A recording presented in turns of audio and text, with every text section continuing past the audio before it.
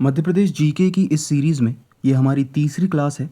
हम पिछली क्लासेस में मध्य प्रदेश जियोग्राफी कवर कर रहे थे और आज हम उसी का एक topic forest of Madhya Pradesh cover करेंगे। Hello and welcome back to Dinovo academy. और आज हम मध्य प्रदेश के फॉरेस्ट के बारे में पढ़ेंगे। जैसा कि हमने पिछली क्लासेस में देखा था कि पूरे भारत में सबसे ज़्यादा फॉरेस्ट कवर मध्य प्रदेश में है।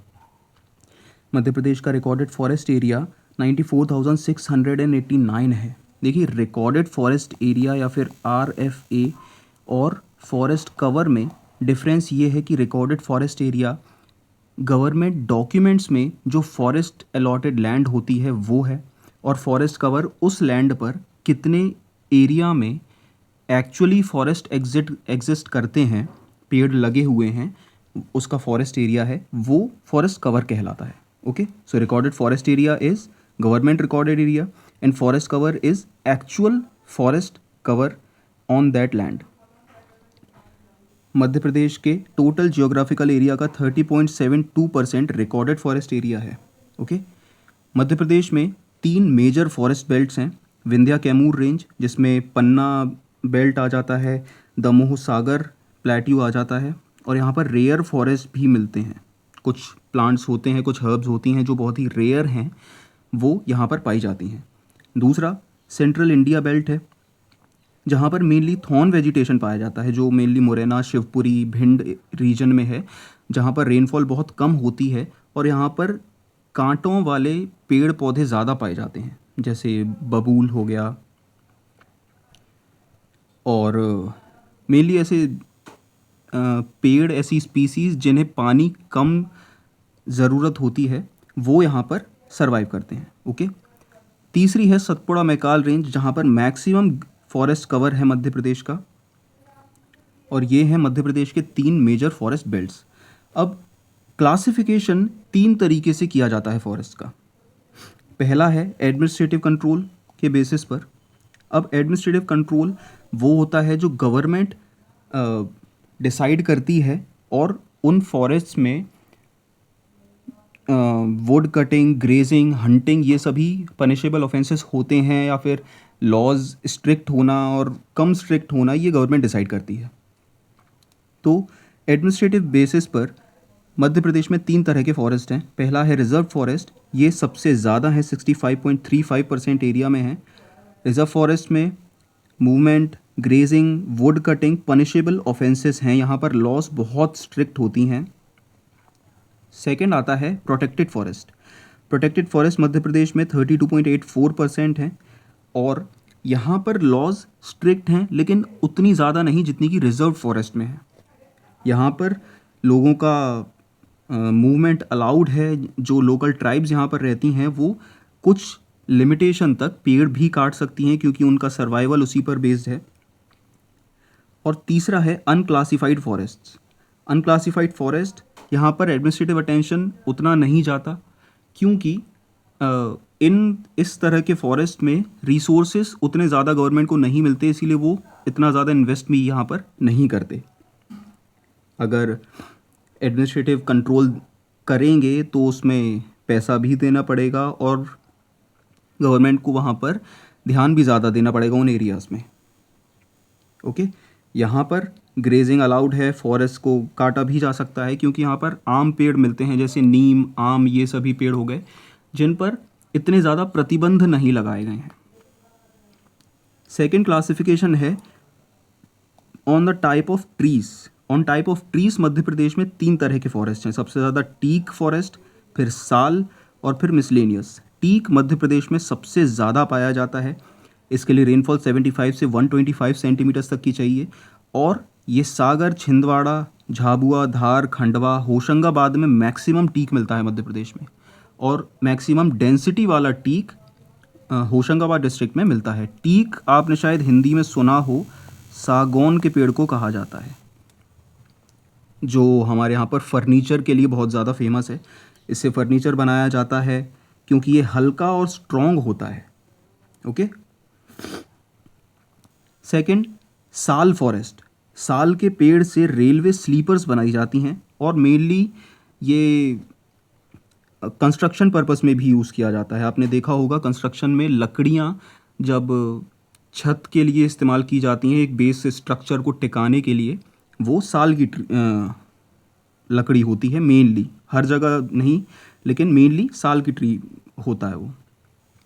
थर्ड है मिसलेनियस फॉरेस्ट, इसमें हमारे बाकी सारे ट्रीज आ जाते हैं जैसे तेंदुआ, महुआ, बैम्बू, ये सभी मेडिसिनल हर्ब्स भी हैं, हर बहेरा, आंवला आपने सुना होगा, ये मेडिसिनल ट्रीज हैं जो कि मिसलेनियस फॉरेस्ट में आ जाते हैं। और ये बालाघाट, होशंगाबाद, मंडला और छिंदवाड़ा जो कि एक मेजर ट्राइबल एरियाज हैं, वहाँ पर इस तरह के फॉरेस्ट पाए जाते हैं। नेक्स्ट क्लासिफिकेशन है on the basis of climate. Climate के बेसिस पर भी 3 तरीके से मध्य प्रदेश के फॉरेस्ट डिवाइड हैं, ट्रॉपिकल डेसिडियस, सेमी डेसिडियस और ड्राई डेसिडियस।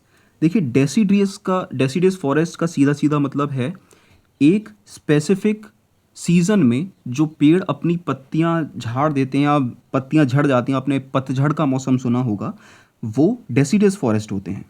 यहाँ पर रेनफॉल 50 से 150 सेंटीमीटर्स एनुअली होती है और such forest shed their leaves during summer due to lack of water. क्योंकि समर्स में इन फॉरेस्ट में पानी की कमी होती है, इसीलिए ये अपनी पत्तियों को झाड़ देते हैं जिससे वाटर रिक्वायरमेंट इनकी ज़्यादा ना हो और ये आसानी से सर्वाइव कर सकें। लेकिन जब एक अच्छा मौसम आता है, बारिश का मौसम आता है, तब इनकी पत्तियां दोबारा से उग जाती हैं। इनमें शीशम, टीक, नीम, पीपल जैसे पेड़ शामिल हैं। ये फॉरेस्ट्स सागर, जबलपुर, छिंदवाड़ा, दमोह, छतरपुर, पन्ना, बैतूल, सिवनी और होशंगाबाद डिस्ट्रिक्ट्स में पाए जाते हैं। अगला है सेमी डेसिडियस। अब देखिए डेसिडियस हमने पढ़ लिया क्या है, सेमी डेसिडियस मतलब ऐसे चुनिंदा पेड़, ऐसे जंगल जहाँ पर कुछ पेड़ ऐसे मिल जाते हैं जिनकी पत्तियाँ झड़ जाती हैं पानी की कमी की वजह से। ऐसे फॉरेस्ट में रेनफॉल अच्छी होती है, इसीलिए डेसिडियस पेड़ यहाँ पर कम मिलते हैं। मतलब ऐसे पेड़ यहाँ पर कम मिलते हैं जिनकी पत्तियाँ झड़ती हैं, क्योंकि यहाँ पर बारिश की उतनी कमी नहीं होती। यहाँ ये फॉरेस्ट मेनली मंडला, बालाघाट, सीधी और शहडोल डिस्ट्रिक्ट्स में पाए जाते हैं। लास्ट हैं ड्राई डेसिडियस। इसके नाम से आप समझ गए होंगे यहाँ पर रेनफॉल बहुत कम होती है और ये मेनली मध्य प्रदेश के नॉर्दर्न एरिया में पाए जाते हैं, जैसे ग्वालियर, भिंड, मुरैना, शिवपुरी, ऐसी जगहों पर ये फॉरेस्ट पाए जाते हैं। रेनफॉल 25 से 75 सेंटीमीटर्स तक होती है और यहाँ पर मेनली नुकीले कांटों वाले पेड़ पाए जाते हैं, जैसे बबूल, पलाश, हर, कीकड़। ओके, ये है मध्य प्रदेश के फॉरेस्ट का division on the basis of climate. ये है डेसिडियस फॉरेस्ट्स, ये हैं सेमी डेसिडियस फॉरेस्ट जहाँ पर रेनफॉल ज़्यादा होती है, और ये हैं ड्राई डेसिडियस, देखिए नॉर्दर्न रीजन में और नॉर्थ वेस्टर्न रीजन में मध्य प्रदेश के। अब फॉरेस्ट सर्कल्स की ओर चलते हैं। फॉरेस्ट सर्कल्स बेसिकली एक एडमिनिस्ट्रेटिव डिवीजन होता है फॉरेस्ट का ही, जो कि फॉरेस्ट डिपार्टमेंट करता है, जो स्टेट गवर्नमेंट के अंडर है। और ये एडमिनिस्ट्रेटिव हेड जो है फॉरेस्ट सर्कल का, वो होता है कंजर्वेटर ऑफ फॉरेस्ट्स। मध्य प्रदेश में टोटल 16 फॉरेस्ट सर्कल्स हैं और highest reserved forest Khandwa circle में है और लोएस्ट रिजर्व फॉरेस्ट हैं उज्जैन सर्कल में। इन्हीं फॉरेस्ट सर्कल को फर्दर डिवाइड किया जाता है फॉरेस्ट डिवीजन्स में, जो कि 63 फॉरेस्ट डिवीजन्स हैं। कई जगह आपको 64 ये देखने को भी मिल सकती हैं, लेकिन 63 फॉरेस्ट डिवीजन्स मध्य प्रदेश में हैं, जो कि 16 फॉरेस्ट सर्कल्स को फर्दर डिवाइड करके बनाई गई हैं। इनमें मंडला लार्जेस्ट डिवीजन है, जो कि जबलपुर सर्कल का पार्ट है। अब कुछ इंपॉर्टेंट वन लाइनर्स देखिए, मध्य प्रदेश फॉरेस्ट एरिया से मतलब इस टॉपिक से स्पेसिफिक बहुत क्वेश्चंस आते हैं मध्य प्रदेश पीएससी एग्ज़ाम्स में, और सिविल सर्विसेज एग्ज़ाम्स में इस टॉपिक से बहुत से क्वेश्चंस आए हैं, जैसे कि Madhya Pradesh state forest development corporation कब इस्टेब्लिश हुआ, डेट, एग्जैक्ट डेट 24 जुलाई 1975 आती है। ओके, मध्य प्रदेश की पहली फॉरेस्ट पॉलिसी 52, ये सभी PYQs हैं, ये आ चुके हैं एग्जाम्स में। ओके, स्टेट बैम्बू मिशन 2013 में लॉन्च हुआ। Latest forest policy Madhya Pradesh की अप्रैल 2005 से चली आ रही है। मध्य प्रदेश फॉरेस्ट प्रोड्यूस मतलब जंगलों से जो रिसोर्सेज मिलते हैं उनके ट्रेड रेगुलेशन की एक्ट 1969 में आई है। मध्य प्रदेश स्टेट माइनर फॉरेस्ट प्रोड्यूस वो होता है जो जंगल्स और फॉरेस्ट में जो लोग रहते हैं, आदिवासी रहते हैं, उनके भरण पोषण के लिए, उनके जीवन यापन के लिए जो माइनर फॉरेस्ट प्रोड्यूस होता है, जैसे तेंदुपत्ता हुआ, तेंदुपत्ता आपने सुना होगा, उसकी बीड़ी बनाई जाती हैं, उसके लिए ये एक्ट बनाई गई थी 1984 में, और फेडरेशन 1984 में बनाया गया था एक्चुअली। मध्य प्रदेश में टोटल 925 फॉरेस्ट विलेजेस हैं। लोक वानिकी स्कीम 1999 में लॉन्च हुई थी। ये scientific management of neglected and degraded forests on private holdings, basically जो प्राइवेट लैंड्स हैं जहाँ पर फॉरेस्ट होने की अच्छी खासी पॉसिबिलिटी है, उसको प्रमोट करने के लिए लोक वानिकी स्कीम लॉन्च की गई थी। और उस लैंड पर जो फार्मर्स हैं उन्हें एम्पावर किया जाएगा ताकि वो टिम्बर और अदर फॉरेस्ट प्रोड्यूस को अपनी ज़मीन पर उगाएं। Forest wealth of Madhya Pradesh includes तेंदुपत्ता, बहुत इंपॉर्टेंट है। शैलाक, आपने लाख की चूड़ियाँ सुनी होंगी, शैलाक वही है। ये एक मेडिसिनल हर्ब है। और गम, गोंद आपने सुना होगा, खैर, mango etcetera. Madhya Pradesh is India's first state to bring about 100% nationalisation. ये हमने पिछली क्लासेस में भी पढ़ा था, जो कि 1970 में ही हो चुका है। Madhya Pradesh in forest in MP were nationalise in 1970। Okay, ये रिपीटेड फैक्ट है। Tendu leaves for nationalise in 1964। ये तेंदुपत्ता एक्ट के अंडर आई थी। Madhya Pradesh forest protection award rules 2004 में आए थे। मध्य प्रदेश तेंदू लीफ पॉलिसी, इसमें मिडिल मैन जो होते हैं उनका रोल 1988 में ख़त्म कर दिया गया था। और मेन फॉरेस्ट ऑफ एमपी हम देख चुके हैं। टीक मैक्सिमम फॉरेस्ट कवर में पाए जाते हैं, टीक, सागौन के पेड़, फिर साल और फिर बाम्बू। बोरी वैली ऑफ हरदा, जैसा कि हमने पहले पढ़ा था, जो होशंगाबाद रीजन में है, टीक वुड के लिए फेमस है और अपनी हाई डेंसिटी टीक के लिए जाना जाता है। मध्य प्रदेश में नियरली हर साल 10 लाख साल के पेड़ खराब हो जाते हैं साल बोरर इंसेक्ट्स की वजह से। Madhya Pradesh wild life conservation act was passed in 1974। Social forestry scheme in MP was launch in 1976। MP forestry scheme 1995। और एक important EPCO, environmental planning and coordination organisation, जो 5 जून 1981 को बनाई गई थी। ओके, पिछली क्लासेस में हमने पढ़ा था डिज़ास्टर मैनेजमेंट इंस्टीट्यूट मध्य प्रदेश के भोपाल में सेटअप हुआ था, वो 1987 में हुआ था। MP lake conservation authority 2004। Eco tourism development board 12 जुलाई 2005। ये भी एक इम्पॉर्टेंट क्वेश्चन है। देखिए, ये मैंने लिमिटेड फैक्ट्स आपको दिए हैं जो एग्ज़ाम में आते हैं, पिछले एग्ज़ाम्स में आए हैं और आने की पॉसिबिलिटी भी जिनकी ज़्यादा है। ओके, गवर्नमेंट की शेलाक या फिर लाख मेकिंग फैक्ट्री है उमरिया डिस्ट्रिक्ट में। Madhya Pradesh ranks second in the country after Jharkhand in shellac production. कत्था आपने देखा होगा, जो लोग तंबाकू खाते हैं उनके पास एक सफ़ेद चूना कत्था टाइप का होता है, मेनली पान वगैरह में यूज़ किया जाता है ये कत्था, जो कि बामौर और शिवपुरी में प्रोडक्शन जिसका ज़्यादा होता है। बामौर मुरैना डिस्ट्रिक्ट का एक शहर है।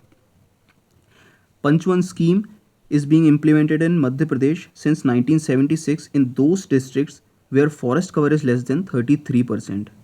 पंचवन स्कीम 1976 में मध्य प्रदेश के उन डिस्ट्रिक्ट्स में लागू की गई थी जहां पर फॉरेस्ट कवर 33% से ज़्यादा कम है, क्योंकि नेशनल फॉरेस्ट पॉलिसी 1988 की ये एक स्पेशल रिक्वायरमेंट है, एक स्पेशल रूल है कि हर स्टेट में एटलीस्ट उस स्टेट के टोटल एरिया का 33% फॉरेस्ट कवर होना चाहिए। Madhya Pradesh has nearly 30% forest under teak forest. ये इंडियन स्टेट फॉरेस्ट रिपोर्ट 2023 की एक फैक्ट है। मध्य प्रदेश में 3 बायोस्फीयर रिजर्व्स हैं।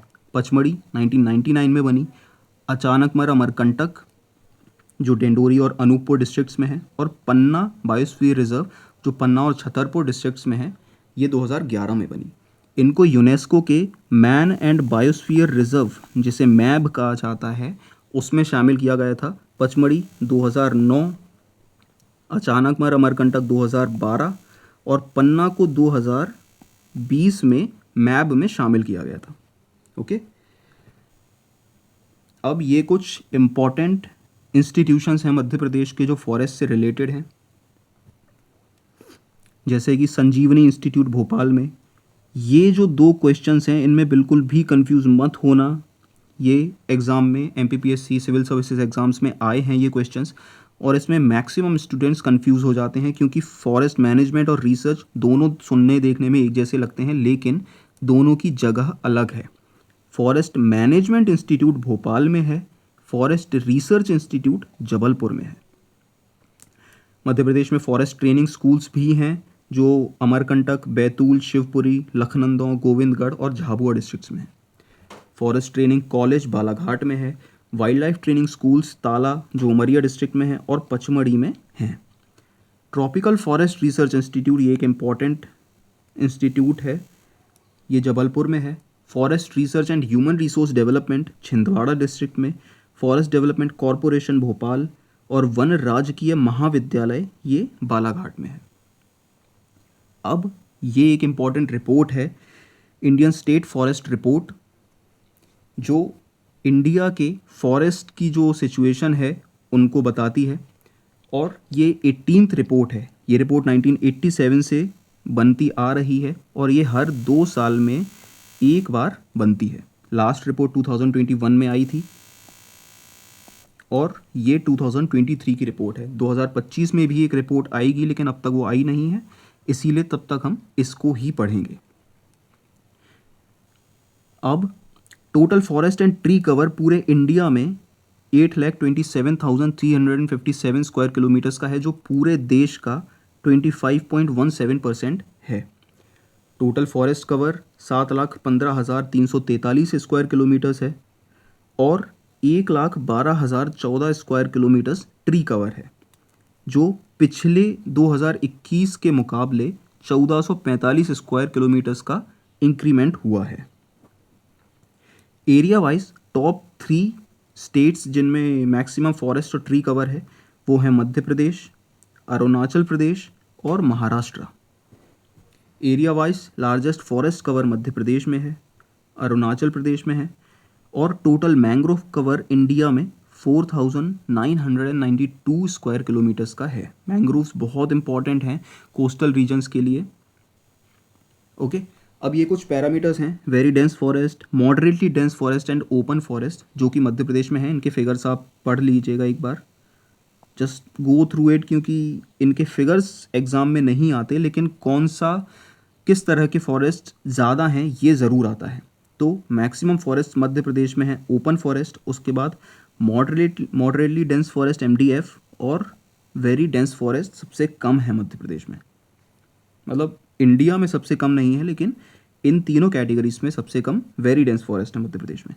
Total forest cover 77,073 square kilometres है, जो कि मध्य प्रदेश का 25% है और ये हाईएस्ट है इंडिया में। ये एक इम्पॉर्टेंट फिगर है आपके लिए, इसको याद रखना इम्पॉर्टेंट है। Okay, 77,073 square kilometres. Trees outside recorded forest area हैं 8,651 स्क्वायर किलोमीटर्स।